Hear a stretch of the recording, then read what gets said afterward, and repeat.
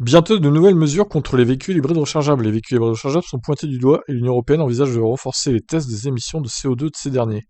Alors ça c'est pas idiot parce que effectivement il y a des gens ils utilisent n'importe comment en fait.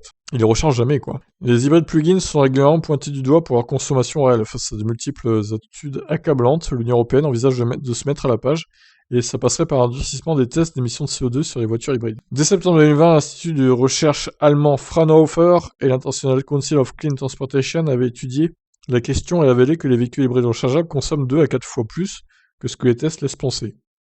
Si bien que le canton suisse du Valais a carrément choisi de supprimer les subventions pour ces voitures.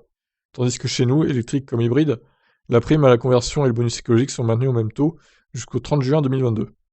Ainsi, les tests ne reflèteraient pas les émissions réelles des véhicules hybrides rechargeables et l'Union européenne désire les renforcer.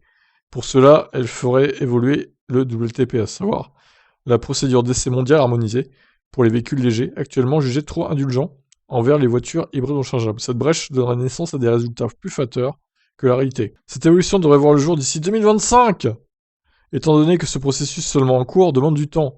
Non mais 2025, ils ont le temps d'en vendre, hein, des hybrides rechargeables du coup. C'est n'importe quoi. 3 ans, quoi. Une chose est sûre, les constructeurs automobiles risquent de faire la grimace dans 3 ans. Bah, dans 3 ans, de toute façon, ils vont s'en vendre moins des hybrides rechargeables.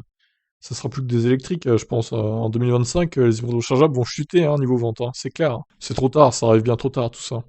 Rappelons que certains ont vendu presque autant de voitures hybrides rechargeables que d'électriques à 100% en Europe l'année dernière. Ouais, mais ça baissera, c'est sûr. Avec la concurrence des électriques, les prix qui vont tendre à baisser, je pense, ça va chuter, hein.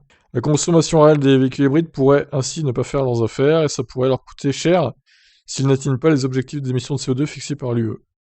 Bref, il y a du changement dans l'air. Bon. Bah moi je dis ça arrive trop tard, c'est dommage. Il aurait fallu que ça sorte dès l'année prochaine en fait, tout simplement. Parce que c'est bien beau les hybrides rechargeables, c'est bien, hein, c'est pas trop mal si tu les utilises correctement, si tu les recharges tout le temps.